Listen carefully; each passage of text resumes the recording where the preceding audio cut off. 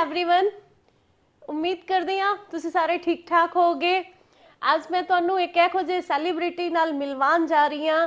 संदीप चपराना जी ने मेरे नाल फरीदाबाद तो ने, एक बहुत बड़े ऑफिसर ने, एक मिशन लेके चल रहे ने यूथ नू एजुकेट करदे ने कि किस तरह डिसिप्लिन उन्हां दी लाइफ विच होना चाहिए। क्योंकि जिहड़ा यूपीएससी का रिजल्ट आया, बहुत सारे बच्चों ने मैनू मैसेज आए, असीं उहदे ते एक बड़ा बड़ा सैशन होर भी करन वाले हां आने वाले दिनां विच।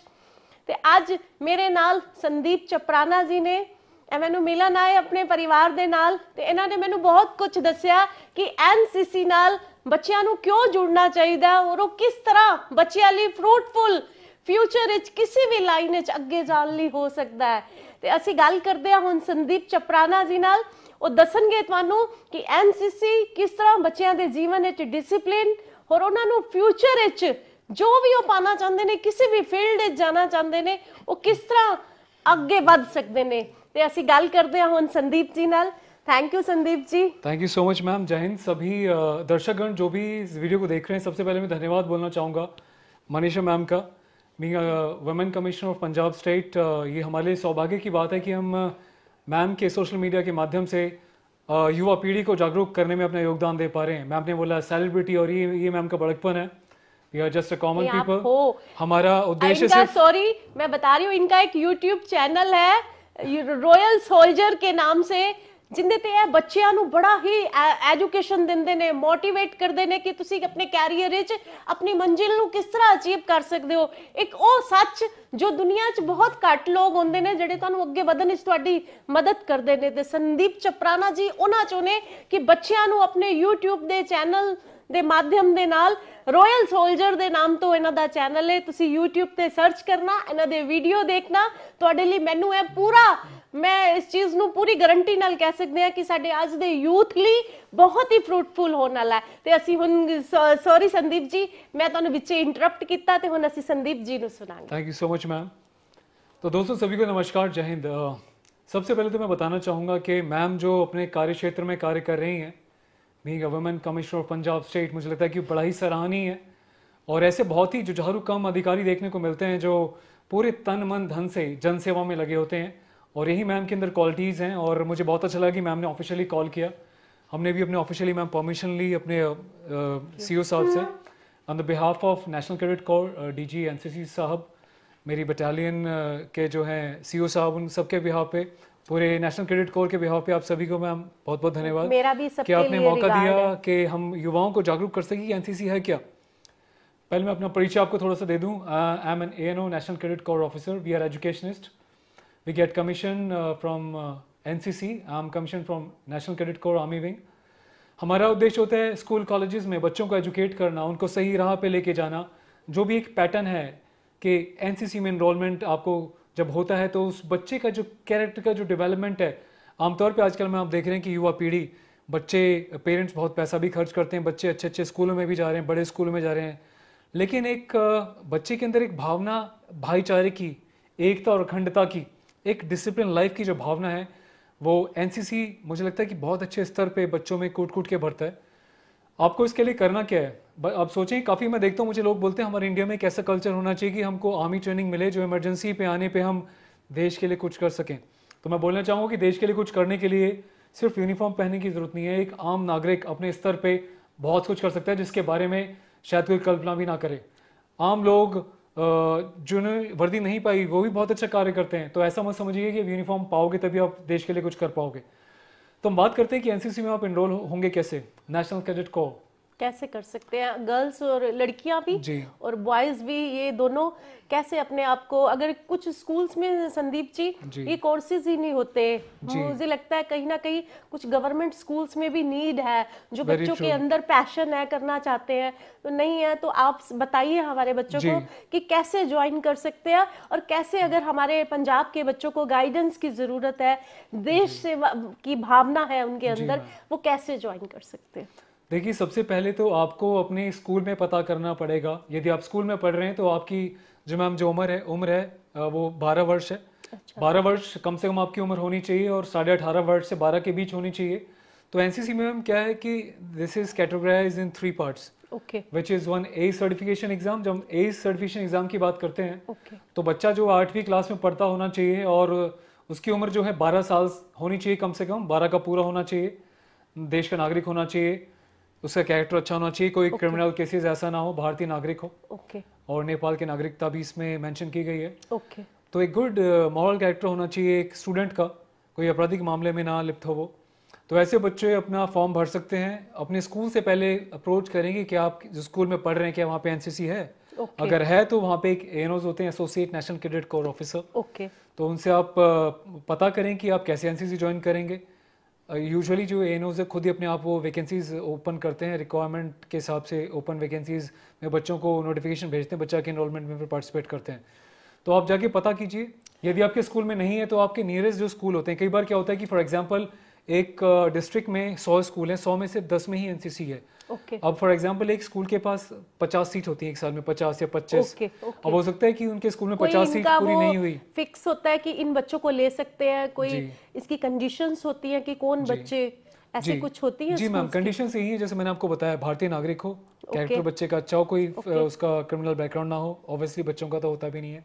यस बच्चा जो है फिजिकली फिट हो, उसका जो है आईसाइट का मेन इशू होता है, क्योंकि उसमें फायरिंग वगैरह जब कराई जाती है बच्चों को सिखाया जाता है वेपन ट्रेनिंग, तो आईसाइट बच्चे की अच्छी होनी चाहिए। तो हमेशा हम कहते हैं आजकल की युवा पीढ़ी, अभी ऑनलाइन एग्जाम जब चले तो दिन भर फोन में लैपटॉप में बैठे रहे, हम बोल बोल के बच्चों को एजुकेट करते रहे कि ज़्यादा समय जो है स्क्रीन के सामने ना बैठें, अपनी हेल्थ का भी ध्यान रखें, आंखों को तंदुरुस्त रखें, ताकि आने वाले भविष्य में लाइफ बहुत लंबी है, अभी से उनको ठप ना करें।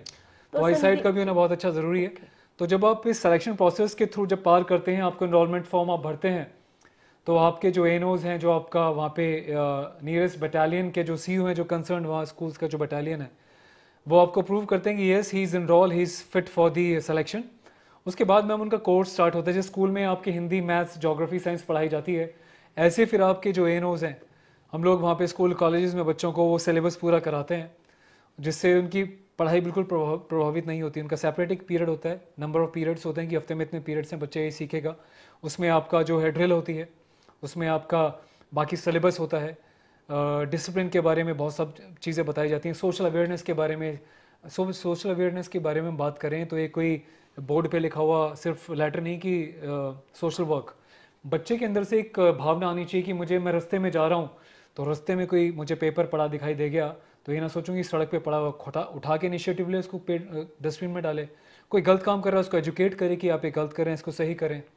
वृक्षारोपण की बात करें, हरियाली की हम बात तो बहुत बड़ी बड़ी करते हैं, एक्चुअली कल्चर ये कि हम बातें बहुत बड़ी बड़ी करते हैं, पर बातें करने के साथ हम खुद से कितने इनिशिएटिव लेते हैं वो बहुत मैटर करता है। तो एनसीसी में बच्चों को ग्राउंड पे ले जाके काम करना सिखाते हैं। और संदीप जी एक क्वेश्चन है कि जैसे कुछ बच्चे हमारे बड़े होके नेवी में जाना चाहते हैं, आर्मी में जाना चाहते हैं, और एक इनका किसी भी प्रोफेशन में जाना चाहते हैं, एनसीसी कैसे इन बच्चों को हेल्प करता है कि कुछ ऐसा है एनसीसी में जाने का कि जिससे बच्चों को ये नॉलेज होनी चाहिए कि आर्मी में जाने के लिए आपको एनसीसी या नेवी में जाने के लिए कैसे बेनिफिट करता है, डायरेक्ट एंट्री ऐसा कुछ है कि क्या है उसके बेनिफिट्स, आप वो प्रोफेशनली जरा हमारे पंजाब के बच्चों के लिए बताइए। जी, बल्कि पूरे देश भर के बच्चे, सभी को युवाओं को देखना चाहिए, शेयर भी करना चाहिए। नेशनल कैडेट कोर ये मिनिस्ट्री ऑफ डिफेंस के अंडर आता है, और जो बच्चे एनसीसी में एनरोल करते हैं उसका एक मैंने कहा कि इट्स कैटेगराइज इन 3 पार्ट्स, ये 3 श्रेणियों में है। सर्टिफिकेशन ए एग्जाम जो कि स्कूल के बच्चों के लिए बना है, बी में भी 11th-12th के लिए है स्कूल लेवल पे, या कॉलेज में जो है बी और सी का कंबाइंड होता है। तो मैम ये जो बच्चे स्कूल में ये सर्टिफिकेट लेते हैं, ये कॉलेज में पास आउट होने तक ये जो अपना सी सर्टिफिकेशन कंप्लीट कर लेते हैं, तो उसमें क्राइटेरिया है कि एग्रीगेट मार्क्स की हम बात करें तो फॉर एग्जांपल किसी का 3 साल का ग्रेजुएशन प्रोग्राम है, किसी का 4 का भी, एमबीबीएस में या लॉ में 5 साल का भी होता है। तो एग्रीगेट मार्क्स की हम बात करें तो आपका if I am not wrong 50% marks आपके हर साल होने चाहिए। तो आपको एग्जाम्पशन है मैम कि आपको यूपीएससी एग्जाम नहीं देना।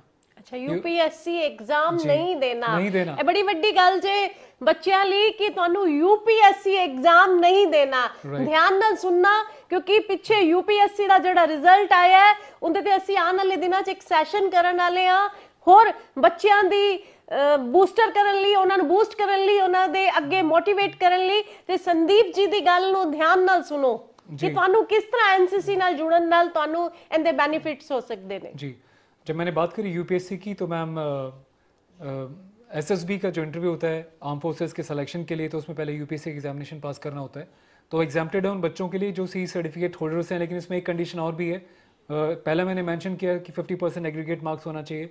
सेकंड जो है इसमें, जब जैसे हम स्कूल में होता है ना, फर्स्ट डिवीजन बच्चा पास है, सेकंड है कि थर्ड है, तो एनसीसी में भी कैटेगराइज है alpha A category, bravo B category and charlie C category.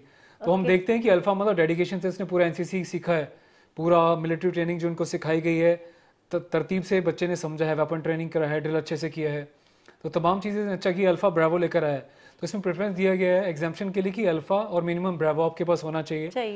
यदि आपका है तो आप सीधा सोचिए यूपीएससी को आप एग्जाम करके सीधा एसएसबी के इंटरव्यू के लिए बैठ रहे हैं। ध्यान नाल सुनो जी बच्चों, है बहुत ਵੱਡੀ ਗੱਲ ਜੇ जिंदी मैक्सिमम बच्चियां ਨੂੰ ਇਸ ਦੀ ਨੌਲੇਜ ਨਹੀਂ ਹੈਗੀ। ਇਹ बहुत ਵੱਡੀ ਗੱਲ है और मुश्किल नहीं है, सिर्फ एक जज्बा चाहिए है ਤੁਹਾਨੂੰ। है बिल्कुल मैम, और इस जज्बे को बनाने के लिए देखो समाज में हर तरह के लोग होते हैं। नेता अपनी राजनीति करते हैं, उनका वो फील्ड है। ऑफिसर्स अपनी 9 से 5 की ड्यूटी करते हैं। टीचर्स डेडिकेशन से बच्चों को पढ़ाते हैं, सिखाते हैं। आर्मी जो है दिन रात 24/7 देश की रक्षा में लगी रहती है, सेंट्रल आर्म पुलिस फोर्सेज। वहीं पे एक आम आदमी भी देश के लिए बहुत कुछ कर रहा होता है। तो देश का जिम्मेदार नागरिक बनना है आपको डिफ्रेंशिएट करना है सही और गलत में, कि आप कहीं गुमराह तो नहीं हो रहे हैं। अब इतनी चीज़ें तो हमने बता दी, तो ज्ञान तो सब लोग देते हैं मैम, उस ज्ञान को कितना अर्जित हम करेंगे, कितना लाइफ में इंप्लीमेंट करेंगे, वो आपके ऊपर निर्भर करता है।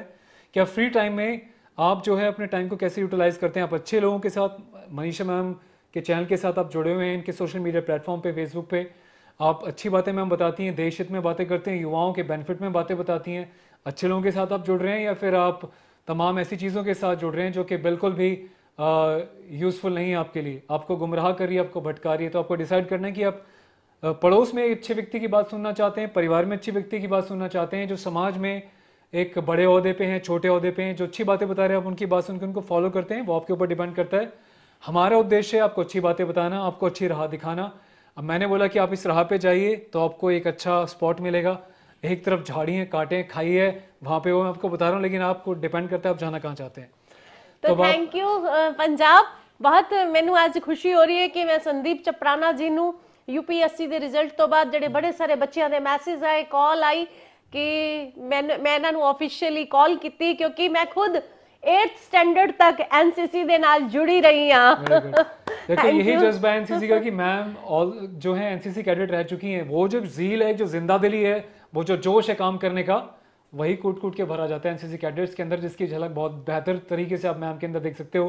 मैम की जो कार्य करने की जो तरीका है, सोचिए एक commissioned officer, women commissioner of Punjab state, एक आईएएस ऑफिसर जाता है एक झुग्गी झोंपड़ी में, गरीबों का दुख दर्द पूछता है, उनको अपने हाथ से पकड़ के इंसाफ दिलाने का पूरा प्रयास करता है। और सिर्फ महिलाओं के साथ ही नहीं, पुरुषों के साथ, बड़ों के साथ, बच्चों के साथ ग्राउंड पे बिल्कुल एक आम नागरिक की तरह मिलकर काम करता है। तो मुझे लगता है कि बड़ा सराहनीय है, और ऐसे देश के सच्चे नागरिकों और सच्चे ऑफिसर्स के साथ बैठ के अच्छी बातें अब तक पहुंचाने का हमारा बहुत सौभाग्य रहा। और ऑफिशियली मैं थैंक्स बोलना चाहता हूं अपने नेशनल कैडेट कोर को, अपने सीईओ साहब को और डीजी एनसीसी साहब को, जिन्होंने ये मौका दिया कि हम जाके देश तक और युवा पीढ़ी तक इस संदेश को आगे पहुंचा सके। बहुत बहुत धन्यवाद। अपना ख्याल रखिएगा, स्वस्थ रहिएगा। जय हिंद। Thank you everyone. ਅਸੀਂ ਇਸ ਤਰ੍ਹਾਂ ਦੀ ਪਰਸਨੈਲਿਟੀ ਨੂੰ ਤੁਹਾਡੇ ਕੋਲ ਲਿਆਂਦੇ ਰਵਾਂਗੇ। मैं अपनी कमीशन ते अपने पंजाब दी स्टेट ली, अपने यूथ ली, अपनी बच्चियां ली, अपने मेल बच्चियां ली भी मैं अपनी सिस्टर्स ली ਇਹੋ ਜੀ ਪਰਸਨੈਲਿਟੀਜ਼ ਨੂੰ ਲਿਆ ਕੇ ਇੰਟਰੋਡਿਊਸ ਕਰਵਾਉਂਦੀ ਰਾਂਗੀ।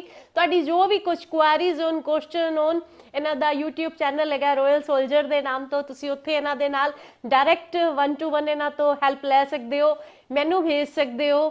Thank you. ਜੈ ਹਿੰਦ। Take care.